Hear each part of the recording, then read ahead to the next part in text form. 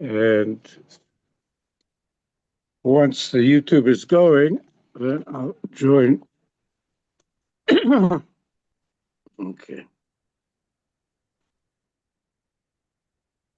We're not going on. Okay? Is that all right?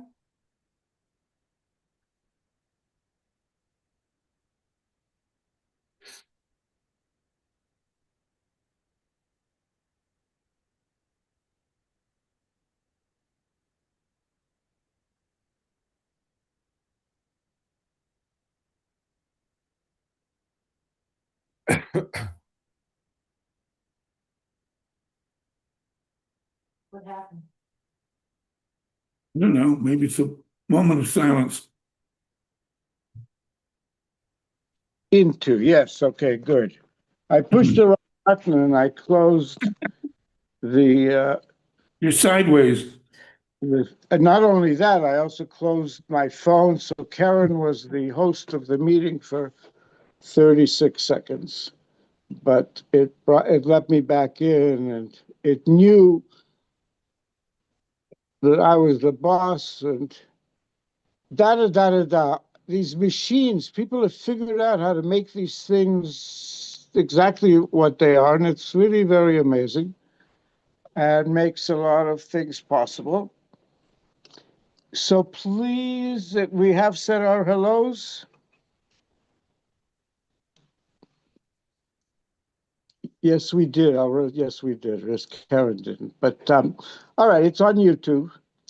So we go to Parshat Shavua, and we're at that moment when Joseph had just put his brothers through this extraordinary dance and then put the goblet in Binyamin so that he'll keep him there, and really doing quite a torturous thing to his brothers. And it all seems to be the karma playing out, so everybody gets the lesson for what they did in some way. And but finally, we come to a point where the conflict comes to a resolution, and they hug and make up. And here's a description of it. And Yaakov, I think you have to mute if you're that. Yehuda at that moment steps forth and he speaks directly to Yosef and explains to him the history of what's been going on, and evokes all the feelings about Yaakov, their father, and says, take me prisoner rather than Binyamin. And he touches the heart of Yosef, and as Yosef is hearing this, he is deeply touched. ולא יכול יוסף להתאפק לכל, לא יכול יוסef להתאפק. He couldn't keep it in any longer, everything that he had been keeping in. And this is since he was a kid. How old was he when they sold him? Somebody 17. remember? Was he 17? 17. Yeah. So, and now this is how many years later, give or take? 22. Is that right? All right. So 22 total. So it's he throws all the Egyptians out, and then Vada Yosef el Echav. When he makes himself known, the Hitvada, Vidui is also a type of Well, it's not spelled with the 9, but it's also a type of confession. He sort of confessed to his brothers, and the reconciliation happens. Now, what is the significance of that for us? So, to begin, we are going to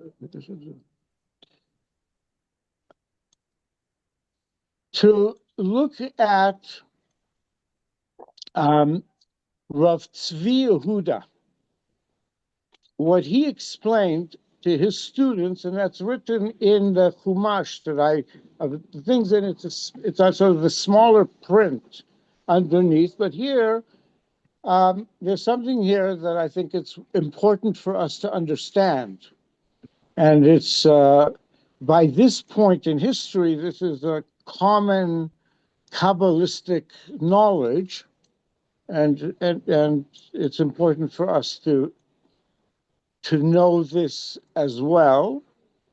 And Tzvi Yehuda explained to his students what's going on here at this meeting when Yehuda steps forth, and the Torah describes it as P'kisha hadramatit ben Yosef Yehuda, the dramatic meeting of Yosef and Yehuda. And the purpose of the estrangement of Yosef from his brothers in the past, was it 22 years ago, was for the sake of this reconciliation, that they would come to reach this state of unification.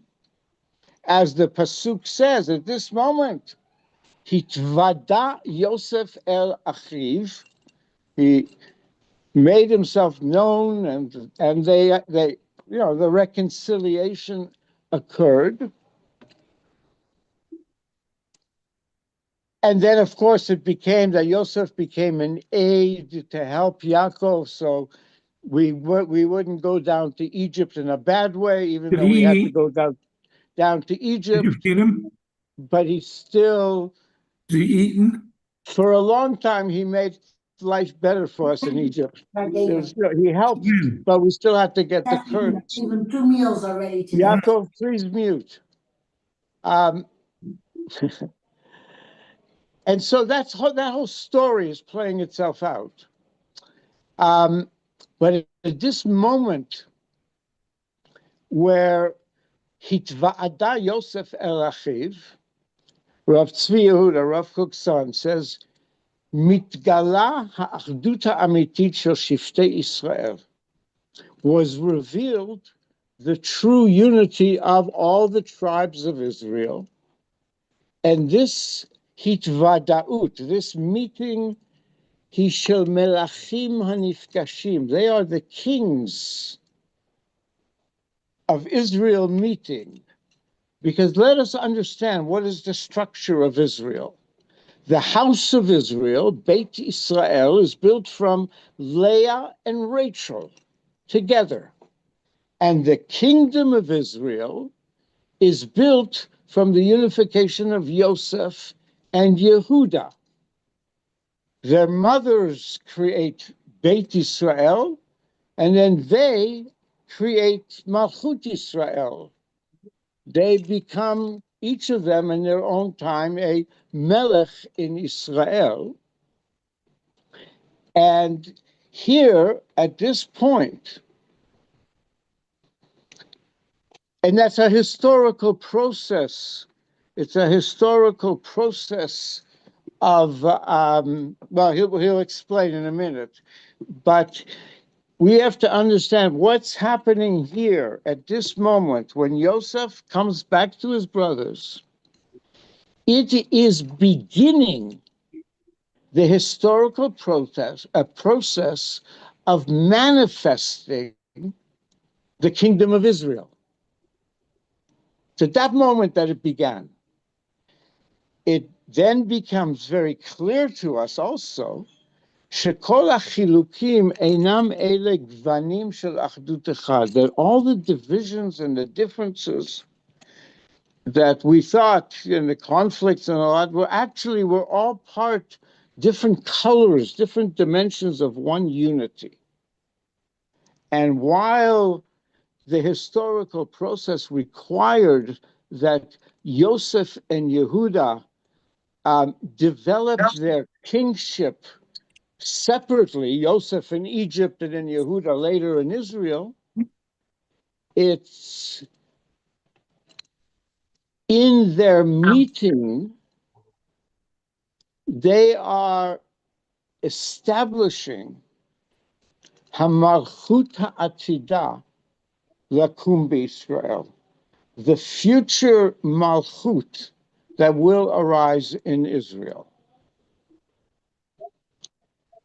And the system is such that the Malchut of Beit David, the son of Leah, is to be the because as it says in the Pasuk, the scepter shall not leave Yehuda. So Yehuda is the ultimate king, but there is Yosef as also a king, and the two of them together make up the historical process. And the punchline of this is this historical process, which is beginning here in our Parsha, we are now at the completion of it in 20, whatever year it is. This is our history now, is the completion of this process that he's going to be describing here, or he is describing. But he says like this, we have to understand that the process is there's going to be the kingdom of David, but as a preparation, just like Shaul was preparatory to David, the kingdom of Yosef in Egypt was a preparation for the kingdom of Yehuda in the land of Israel. That in this moment in the Torah, when Yosef is joining with his brothers, we are experiencing the meeting of the two foundations of the kingdom of Israel, Malchut Israel. And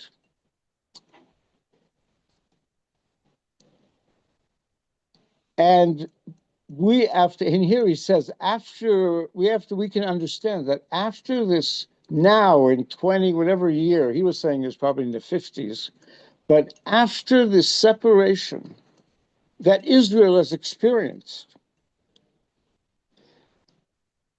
we are now starting to experience, it's starting to be revealed to us, Hayesod shel habinyan hashalem haklal Israeli, the foundation of the building of the whole collective of Israel, with the building of all of Israel.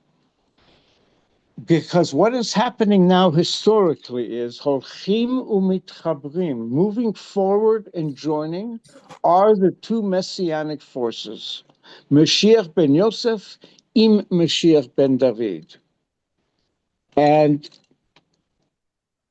the understanding is that the modern history, and the Vilna Gaon makes this explicit, that in modern history, the force of the people that return to Israel in order to build Israel, and the first ones actually are very early, were the students of the Baal Shem Tov, and then there's even some earlier ones, and then the Vilna Gaon sent his students, but he sent them with the very specific teaching that they're doing the work of Mashiach ben Yosef.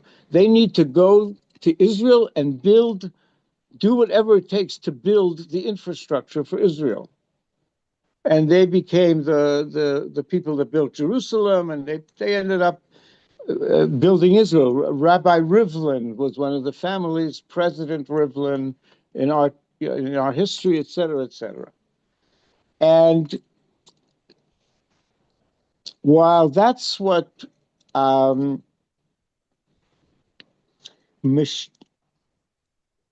Vilna Gaon historically and others represent that,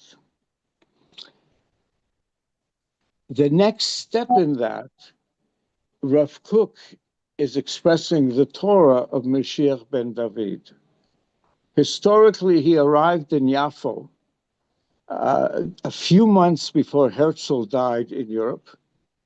And when they invited him to address the Shloshim, he made a Dvar Torah explaining that Herzl was part of the Mashiach ben Yosef process.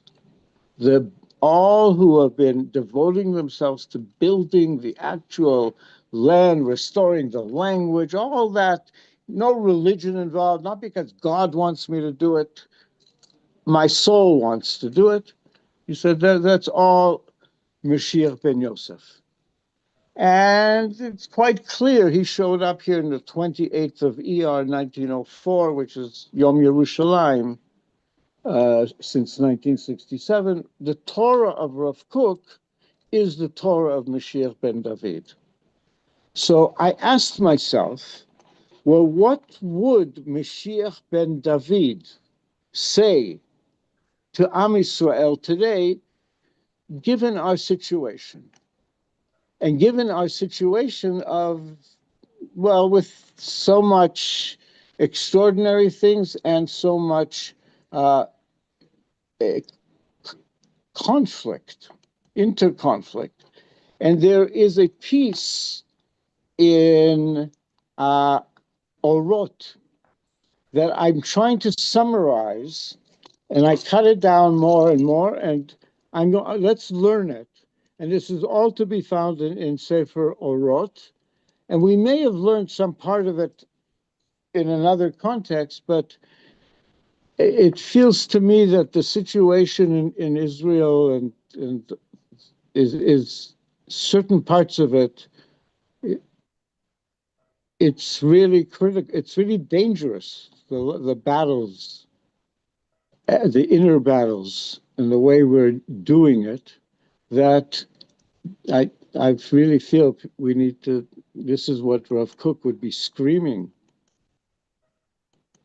if not even louder.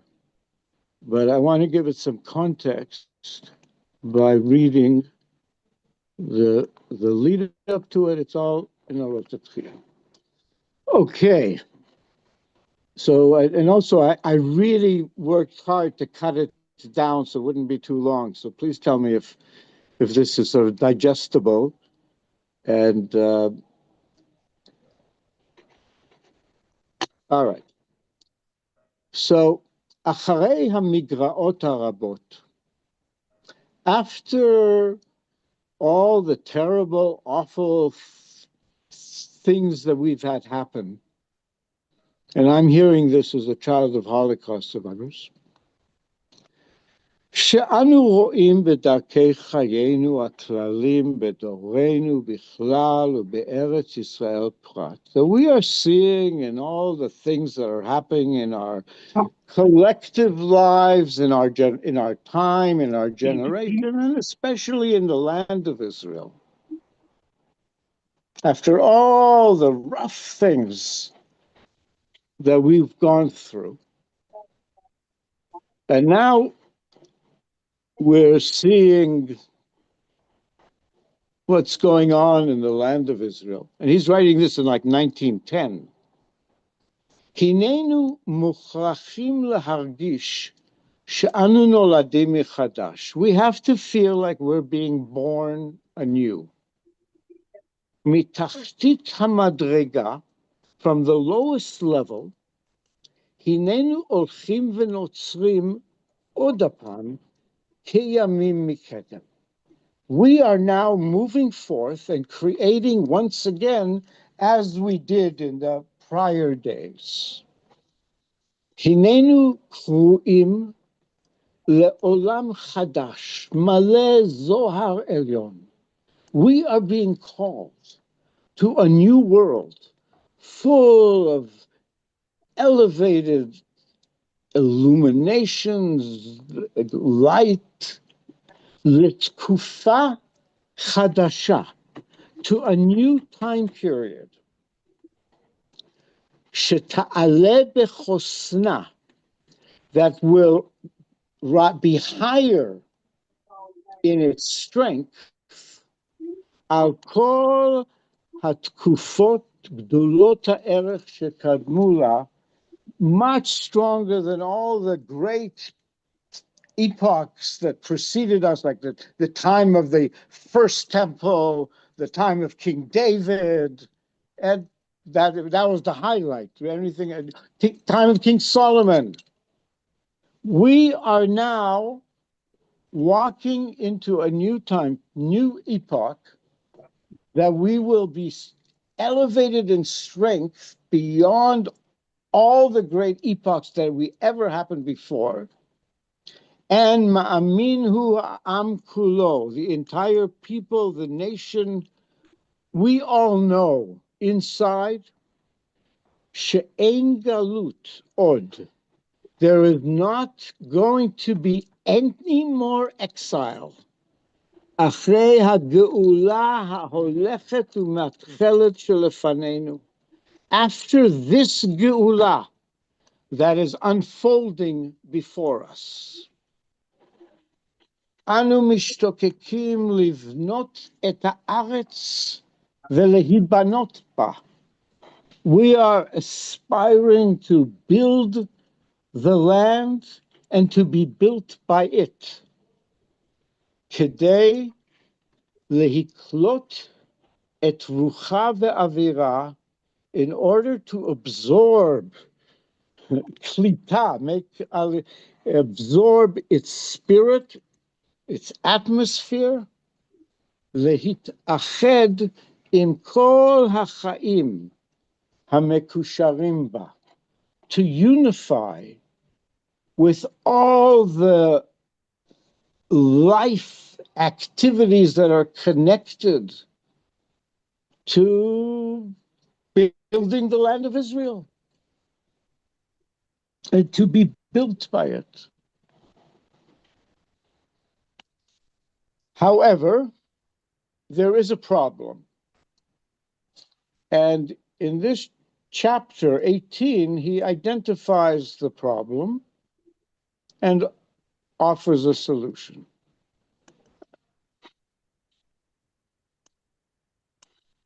שלושה כוחות מתאבקים כעת במחננו.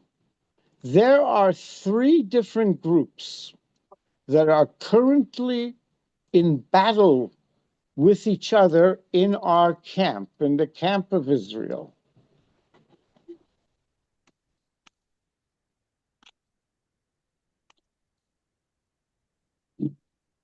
Milchama, I'm going to skip that part. I'm going to go here. Umlalim niyeh.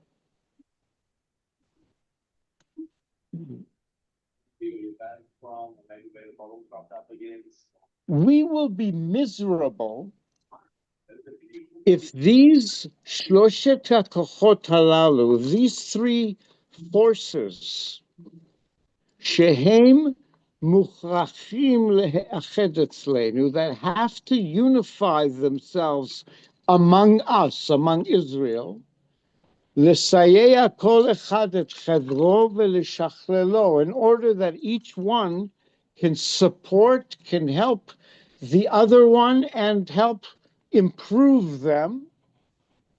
Sheyivatzer kol echad mihem,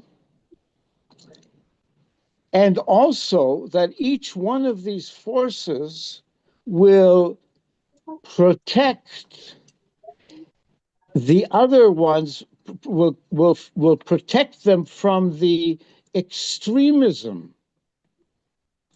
שחברו יכול להביא בצורה מקולקלת, that the other group, my friend in this activity,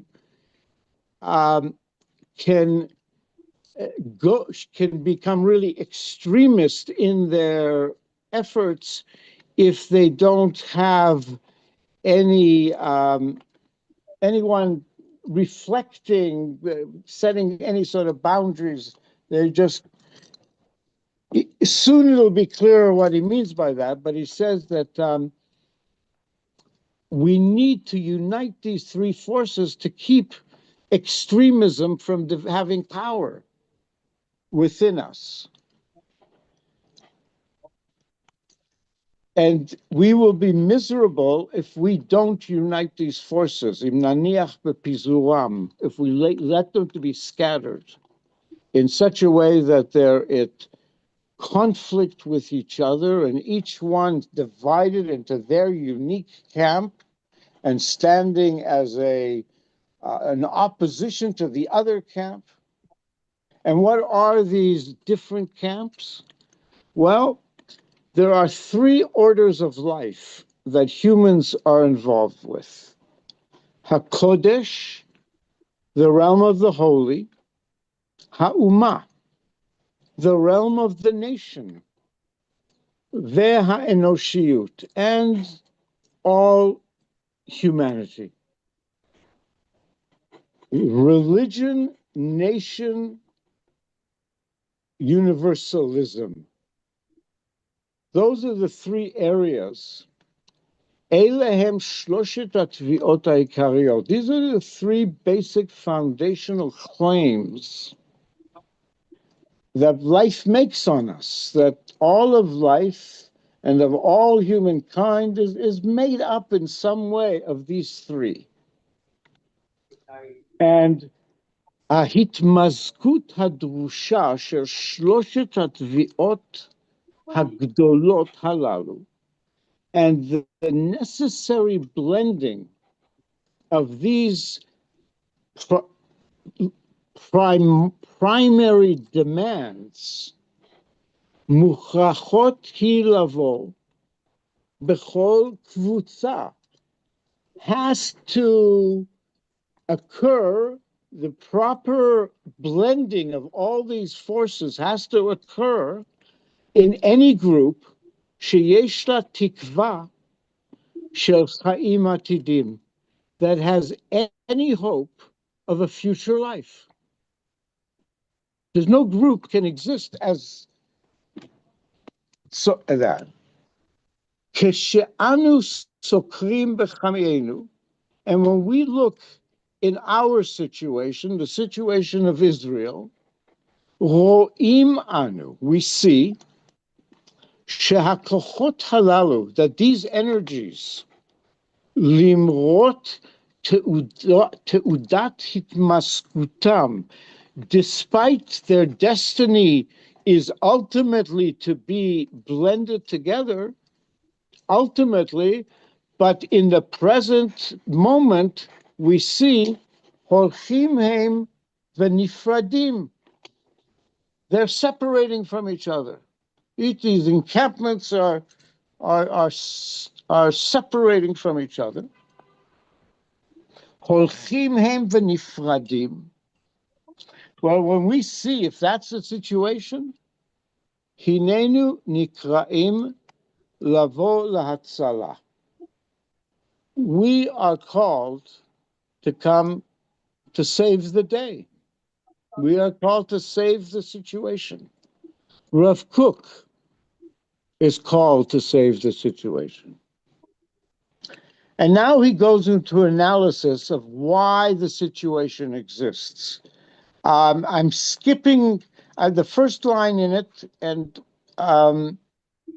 let's see. But first, let's integrate this now. Why do these exist? He says, Yesodato shel haperud, the foundation of the division, he b'tzdadim hashliliim shel kol koach ro'eh b'chavero, is because the negative things that each one sees in the other. We're divided because each one sees the negative of the other. And I don't want to have to do with that. And all right, so now he goes very specific. This is true of any country, any group in the world, what we've read until now. But within us, but he did say up above, there are three forces that are currently fighting in our camp. And the three forces are שלושת הסיעות היותר רשמיות בחיי האומה אצלנו. The three groups that are most officially defined in our life of our people are האחד, האורתודוקסית, the Orthodox, כמו שרגילים לקרותה, as they're regularly called. And who are these Orthodox? הנושאת הדגל הקודש. They're raising the flag of the holy. טוענת באומץ, and they're claiming it with stridently and strongly, בקנאה, in a certain type of zealousness, ובמרירות, and with bitterness. They're raising the flag for God with bitterly, for the sake of the Torah and the mitzvah and the faith and everything holy in Israel. That's where one group, the strident, and now it's called Haredi. The second group, הלאומיות החדשה, is the new nationalists, the Zionists. הלוחמת בעד כל דבר שהנטייה הלאומית שואפת עליו, who are battling for the sake of everything that the national aspiration requires to make it happen. And within this energy, כוללת בקרבה הרבה מהטבעיות הטהורה של נטיית האומה. There is a lot of this very natural, pure calling of the people of Israel, החפצה, who are desiring לחדש את חייה הלאומיים, to renew. It's not just a regular nationalism. There's a strong calling here to renew the national life of Israel, of the kingdom of Israel, אחרי שהיו זמן רב עלומים, after it disappeared for a long time in the bitter exile that we were in. So that's the second force that's in our people battling. השלישית היא הליברלית.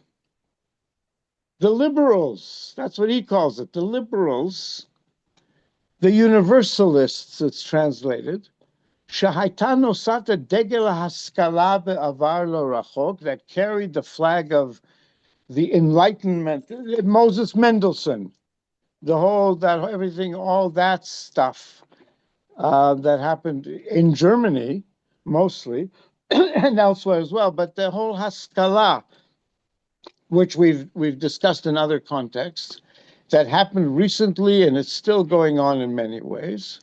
And these are the Jews who do not want, אינם מתכנסת בחטיבה הלאומית, who do not want to define themselves by the national unit, ודורשת את התוכן האנושי הכללי של ההשכלה, התרבות והמוסר ועוד. They're looking for the to be involved in the well-being of all humankind.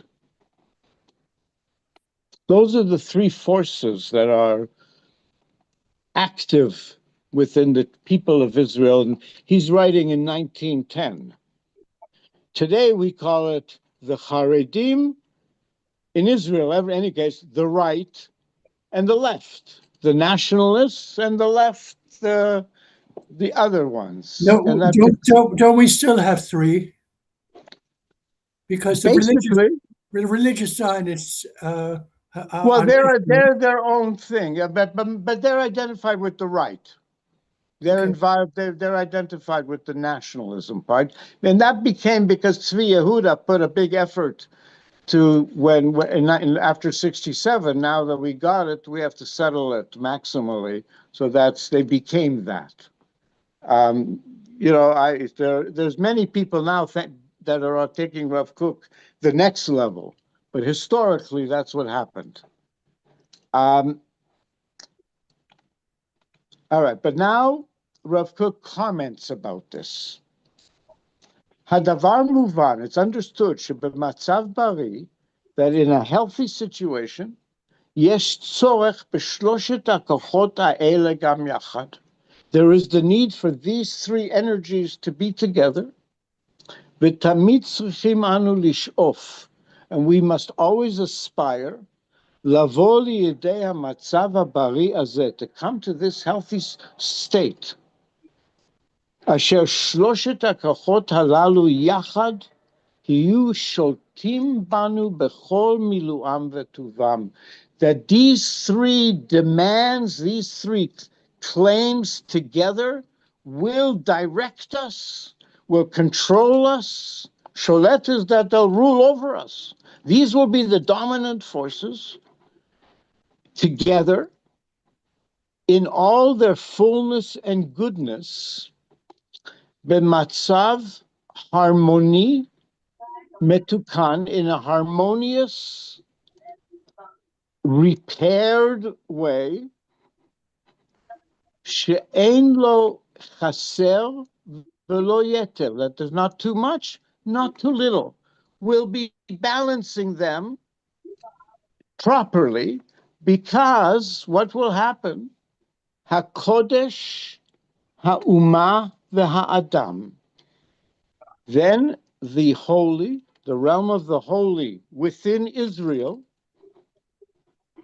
Ha'umah, the realm of the nation, the nationalism within Israel, Ve'ha'adam, and the calling of the universal within Israel, Yityachadu yachad, Yitdapku yachad, will cleave together, Be'ahava atzilit uma'asit, in a elevated, exalted, and actual practical love.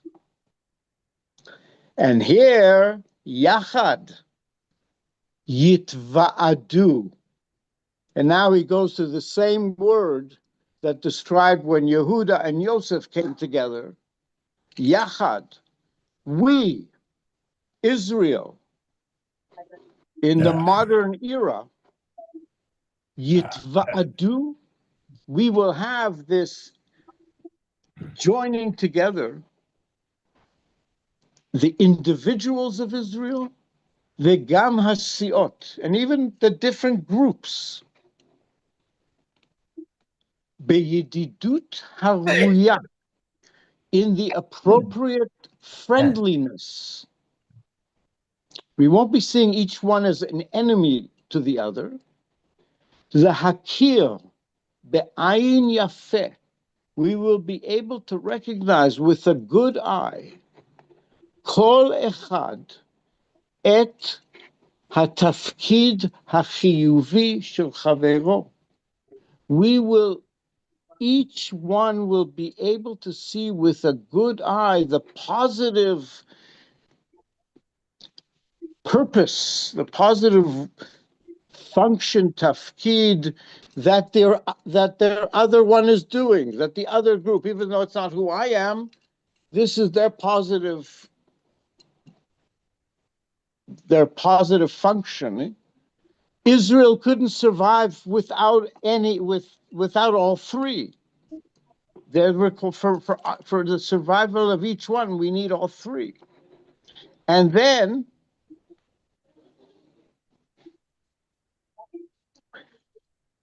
אז תהיה ההכרה הזאת הולכת ומשתלמת. Then this recognition will spread forth and come to its fulfillment within Israel. That שלא די שיכיר כל אחד את הצד החיובי, that not only will we recognize the positive aspect of sheyesh b'kol koach, that there is in every different force, davar hagun umekubal is something that is proper and acceptable, v'ra'ui li'ishtamesh bo, and it's appropriate to make use of it, what it has to offer. We need to blend all these together to bring our perfected life here. But not only that, and here's where it gets really radical, Gam ken yakir latov. Each group will also recognize, for the sake of the good, v'yeda sheletovato shel hakoach hameyuchad, and will know that for the well-being of my unique power or area, shehu yoter noteh alav, that you are more directed to, that for the goodness of my power, tzarich hu liot mushpah. We need to be influenced be'ezu muda, in some way, gam mihatzad hasholel, also from the critical side of the other group. We have to be influenced by the critique that the other group has on us. שהכוח האחר שולל את הכוח הזה, החביב שלו הוא, in which the other one, this is what their criticism is of the group that is beloved to me, because first, and he expands it I'm skipped stuff where he makes very clear. Anyway, let's just keep going. In a healthy society, for Israel to be healthy, we need to have a relationship between all the different groups, that we each recognize the importance and the value and the contribution of each one, and that we are each communicating with such a way that we take seriously the critiques that they're offering us, in order that we stay balanced and not go to extremism.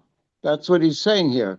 We need to also be influenced also by the critique that they are criticizing us, because in their critique, b'shlilato, who ma'admido al midato hara'ilo, it sort of gives it this, it's some sort of, it's appropriate, and it protects the group that is being criticized מהגירעון המסוכן של התוספת וההפרזה, from the very dangerous shortcoming of extremism, of exaggeration.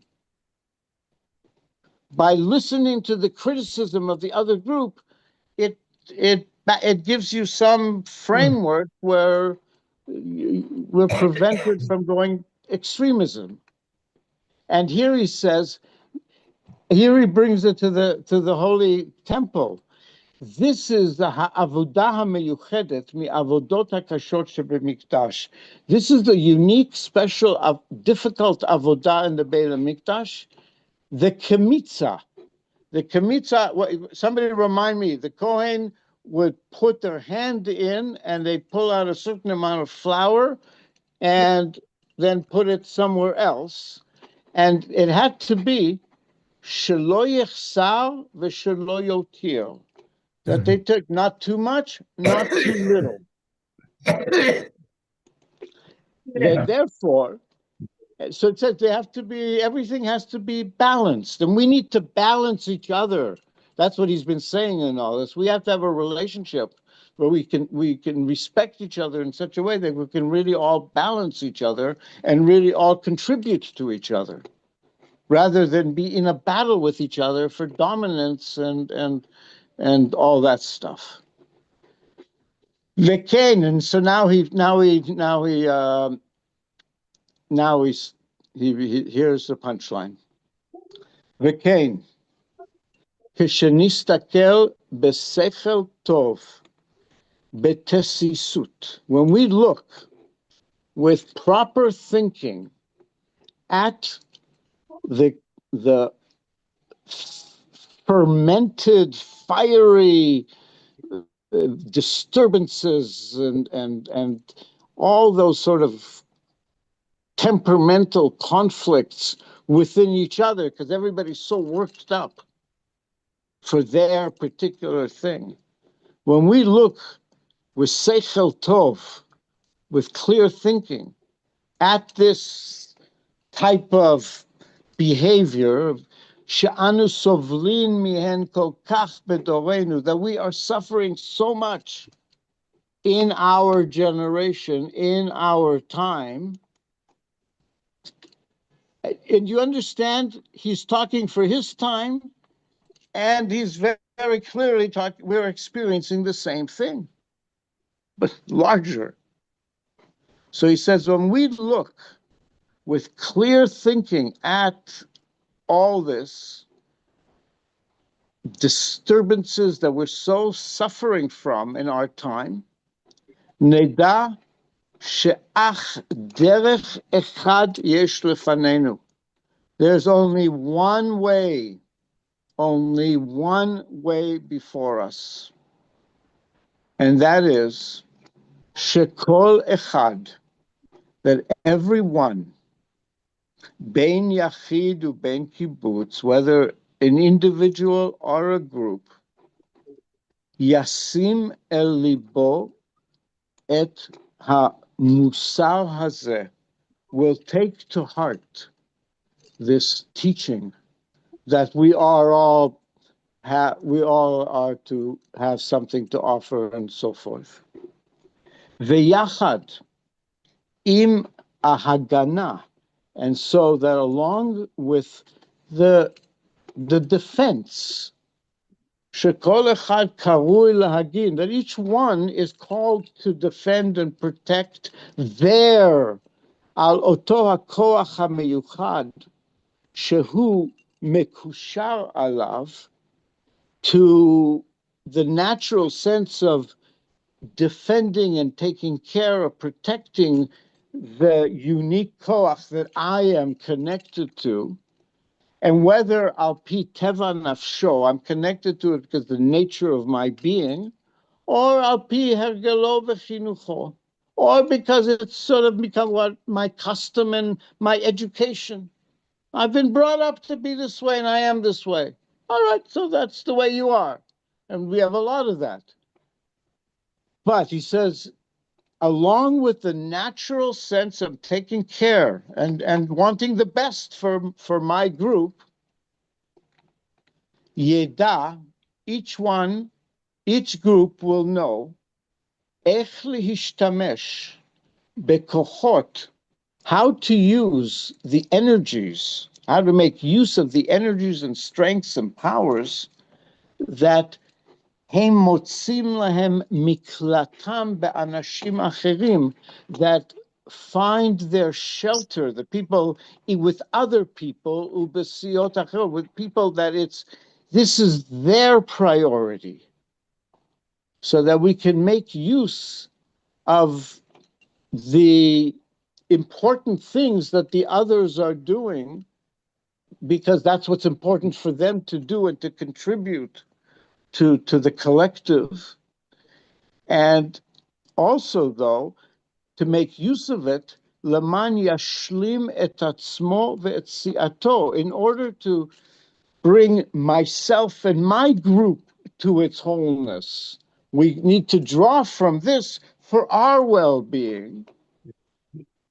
And in that way, bein b'tzad hachiyuvi shel hakochot ha'acherim, whether we do that by getting the positive aspect of the other groups, or bein b'chelek hatov, or if we're able to draw the good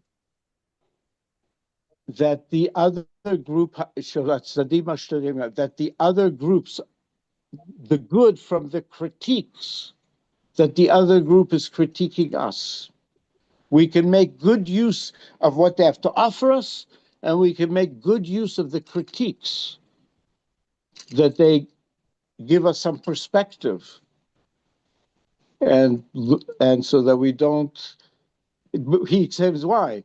Shehem you me'amtsim be'emet, that they're both of those energies, the positive energies and also the positive, what we can learn from their critiques, that will truly strengthen et kocho hameyuchad, at my personal unique area that I'm. By being able to draw from that, it will strengthen me.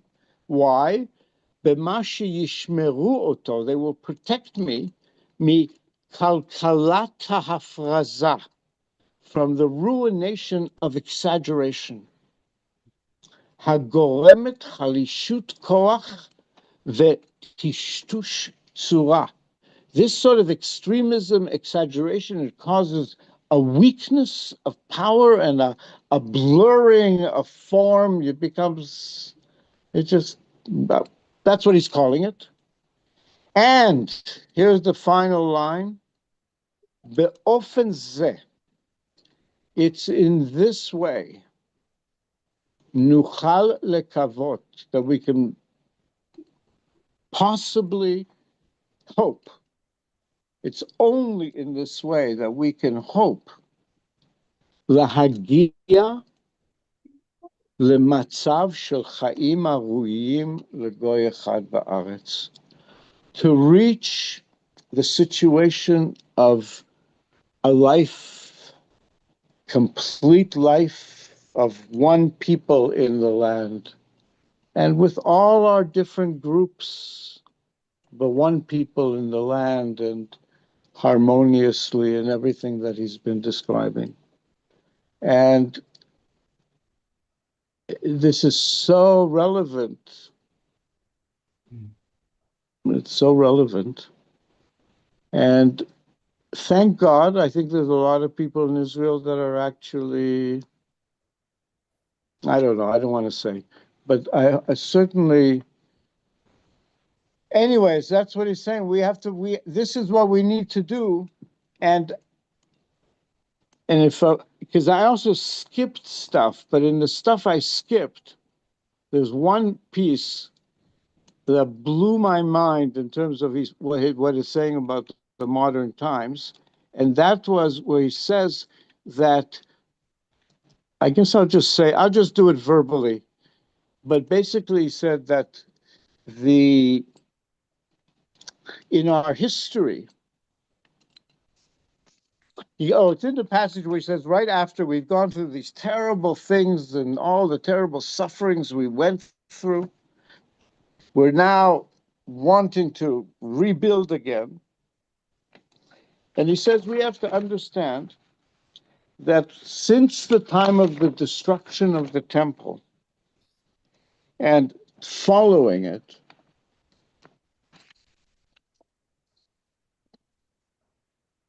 with your permission, let's find the words to this. This is important enough to really read and absorb, because it is such a huge issue right now in dividing Israel, that let's because I have it right in front of me. It won't take me very long to in a second. Okay, conference line. All right.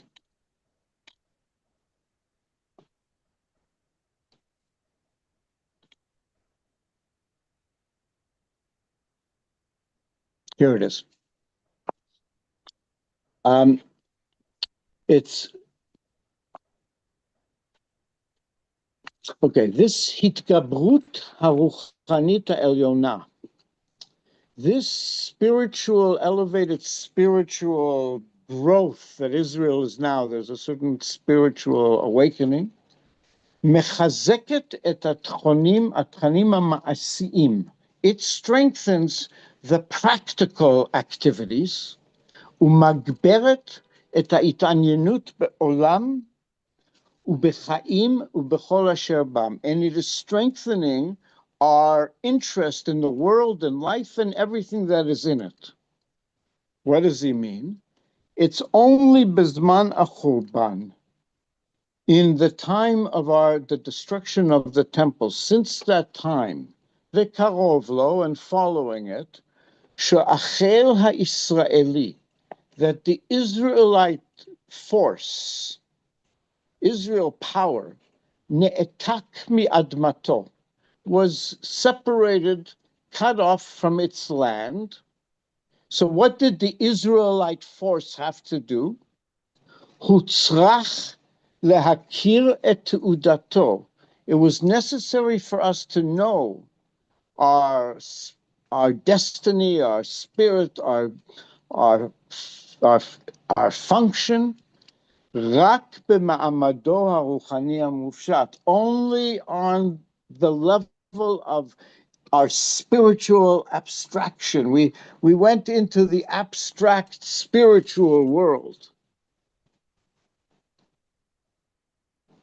Learning Torah, praying all day. I'm not a citizen. I'm not involved in the country. We're learning Torah, praying all day. He said the situation that we went into after the destruction of the Second Temple and the exile we went through created we put our spirit only in the abstract spiritual activities. And what that did was, it rooted in the individuals, hadracha, a guidance. It brought people to separate themselves from the daily life, from the life of the daily life. Bishvil Chayei Olam, for the sake of the eternal. I'm going to pray all day. And like more important to me, Olam Haba than Olam Hazeh. Or what is this Olam Hazeh here? And the whole denigration of Olam Hazeh. And then he says here, Azeh Yatsa Machar Shemimit. And there was a heavenly complaint. There's some karma happened because of that, but I'm not sure what he's alluding to. But here is where he's speaking to our time.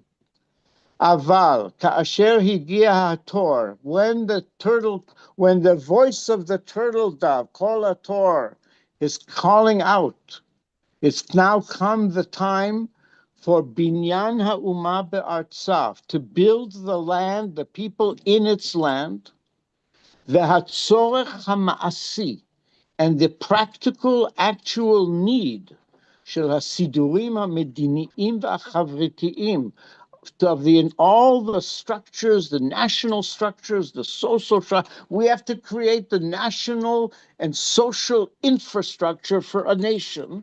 When the practical, actual need to do this, na'asa chelek mitochnit pa'alei aklal, has become part of the plan of all of Israel to do this. Well, all of these activities of the sidurim hamedinim v'achevratiyim, whatever it takes to do this, harei hem gufei Torah. This now becomes the body of the Torah. We are now here. This is what the Torah is calling us to do, and we have to use our everything with the Torah in order to do this. This becomes the commandment of the Torah. וכל מה שיתרחבו הגורמים המעשיים, and the more our practical, actual activities expand, ויתבססו, and the more they get established, יותר יפעל הרוח המלא קדושה. More will be activated the spirit of Israel that is full of holiness, v'chayei emet, and a life of truth, al ha'olam. It'll have its impact on the world and al ha'chaim, on life. Ve'or Israel ya'ir, pnei tevel v'chlil tif'arto.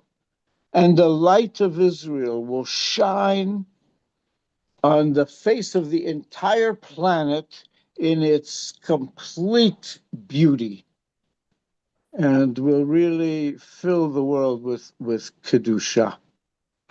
And we have to create.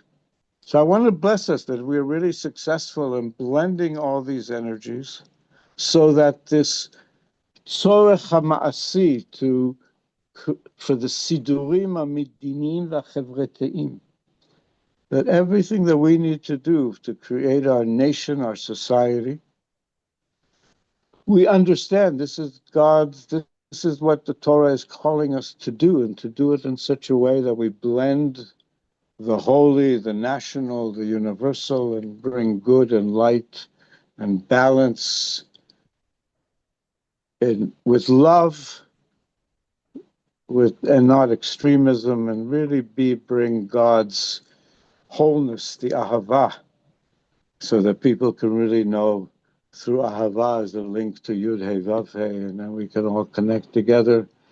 And may our holy Torah guide us to this.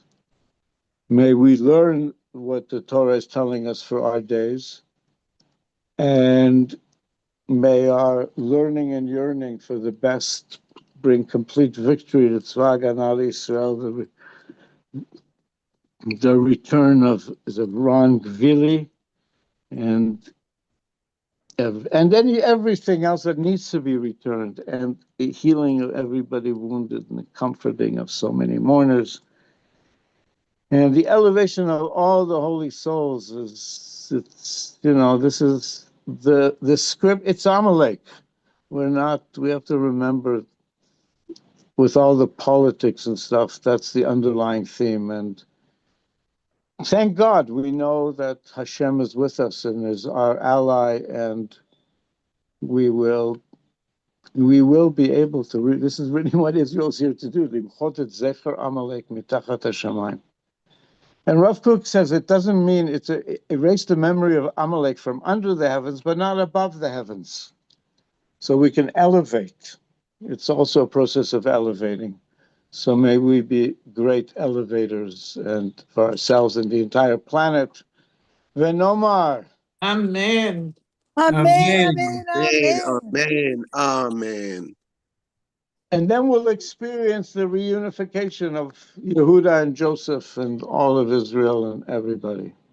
And that was the Parsha connection. So thank you very much for your just reading this with me, learning this with me. You have to understand, my understanding here is the Rav Kook it's an extraordinary teaching he's giving that no one else has ever said anything like this. And this was in 1910.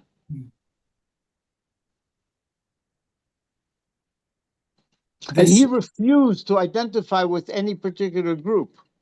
This reminds me. He was a blend of all three of them. This reminds me of what Shlomo Katz has been teaching recently. He's been saying that we should understand that the people who call themselves religious, we call them the so-called tzaddikim. They represent Yosef, and the people who call themselves chilonim, they represent the Baal Tshuva, that Joseph and Yehuda must come together. He's talking that in a modern light, and he's saying that in the army, he's saying there's so much unity between the the people with kippot and the people who haven't got kippot. And this is an inspiration for us. And that we should be listening to the other side, listening to what they have to, what are their sensitivities, what are the good points in their arguments, and vice versa. And this is very much a reflection of this teaching we've just been learning. Oh, I'm very glad to hear that. Yeah, it's true. The army is the one place where people transcend their identity with their particular machaneh and are blending together, and that is the holiest part of Israel, and they're doing the holiest work. So, you know. I was in Israel in 1987, and I went to a class in Harnov by Esther Kitov, who was the I guess the daughter-in-law of the famous Kitov, who wrote the Book of Our Heritage. And she said the same thing then. She said, and I came back and I taught it to like so many people, that Mashiach ben Yosef represents the from birth, the people who have never, the Yosef, the people who have never been enticed by the outside world and stayed on course. And then the Mashiach ben David is the Baal Tshuva, or the people who, and the true Baal Tshuva is one who knows Torah, left it, and then comes back, and they have a, but we're like kidnapped, we're like the people kidnapped, and we didn't really come back because we didn't really have a whole lot. But she said the Baal Tshuva and that's the energy, because David did so much soul searching and trying to fetch all those negative qualities out of himself. And he had a big taivas, that he had to control. So, that we need each other. So that's beautiful that Rabbi Katz was a little kid when that was said. And I didn't hear it in too many people saying it. And a lot of people felt like the Lubavitcher Rebbe was Mashiach ben Yosef, for the generation. And then I don't know, maybe Shlomo Carlebach was the Mashiach ben David, I don't know. Well, he was definitely bringing Mashiach ben David energy. Yeah. I think Rav Kook is I think Rav Kook's Torah is the Torah of Mashiach ben David. But he himself was a Mashiach ben Yosef, though. Who? He's like the Lubavitcher Rebbe. He never left. He stayed on course. When you read the Hesped Mirushalayim, because he gave the eulogy for Herzl, he sort of implies that now he's bringing in the period of Mashiach ben David.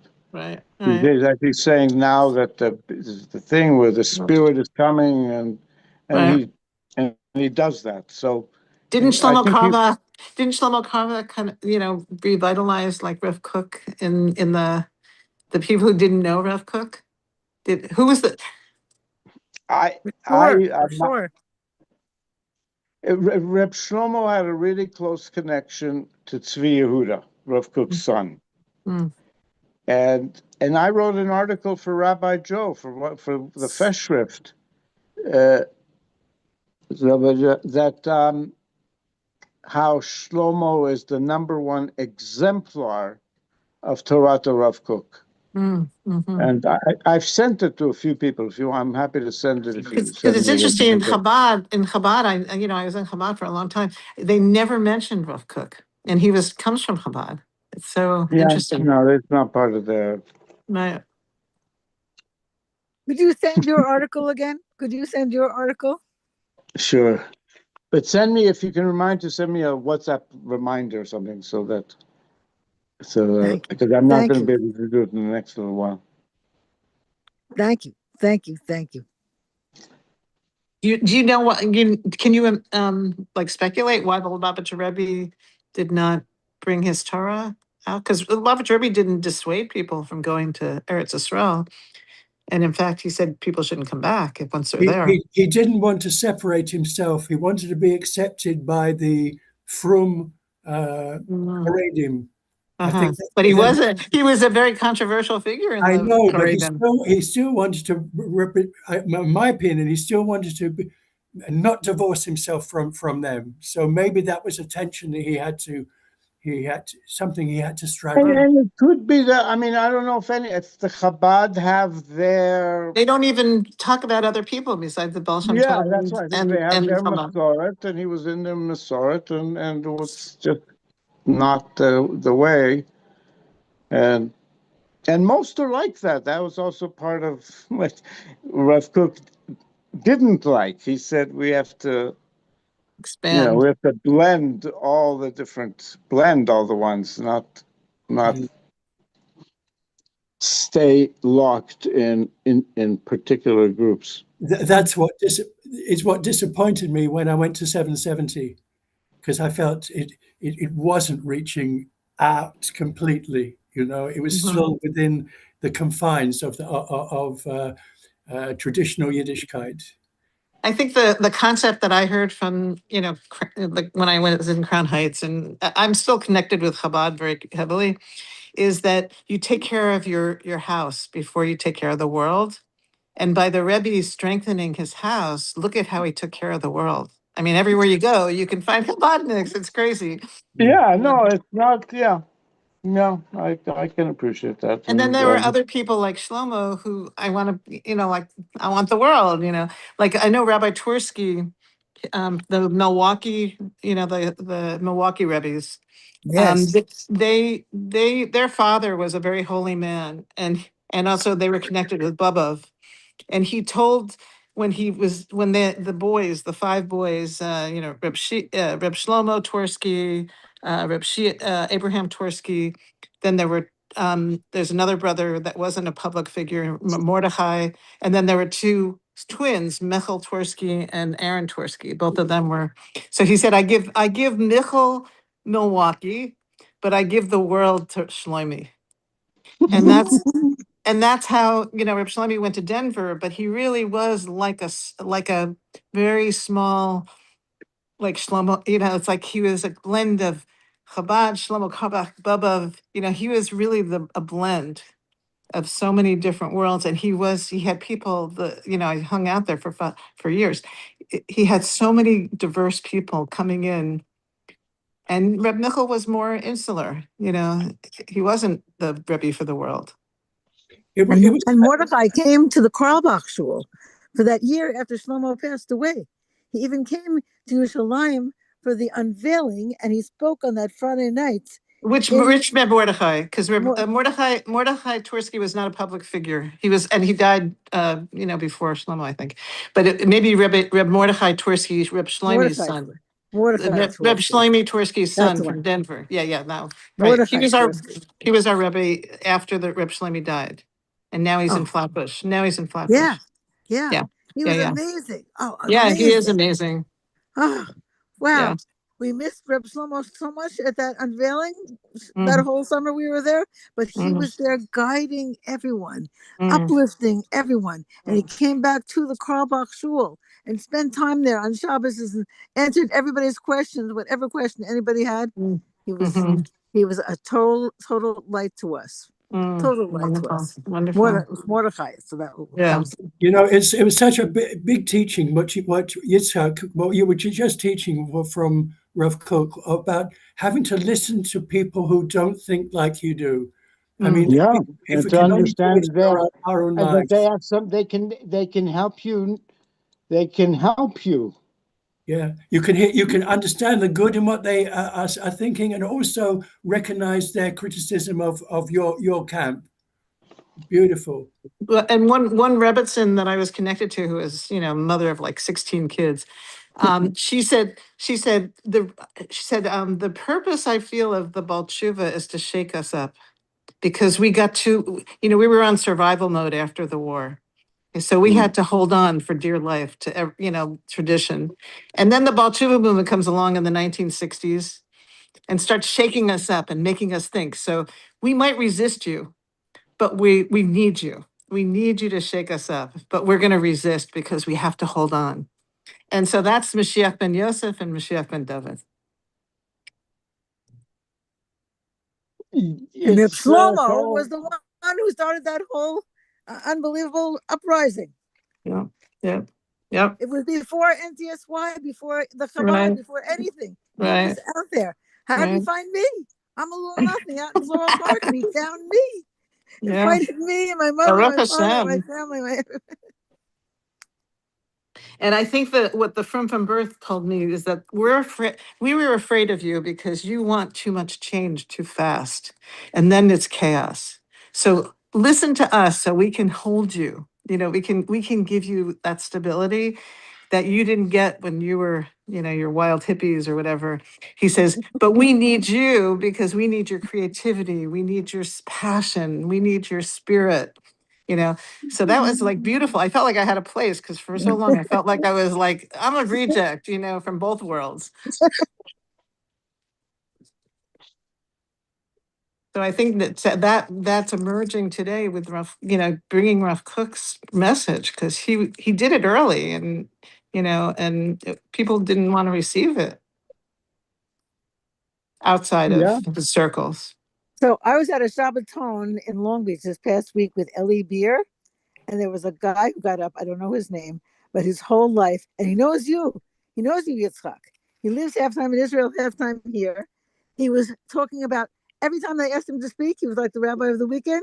All he spoke about was Rav Kook. And he kept telling everybody about how amazing you are. And I went up to him and I said to him, I'm on that shir. It's 12 o'clock.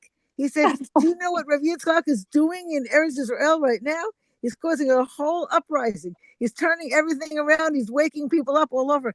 I'm telling you, he was the main speaker. I wish I knew his name, but the whole Shabbaton was based on Rav Kook because of him. And me telling him, oh, we need more, another Rav Kook, another Rav Kook. A whole Shabbaton. And all the people are sitting at the Shabbaton eating and talking.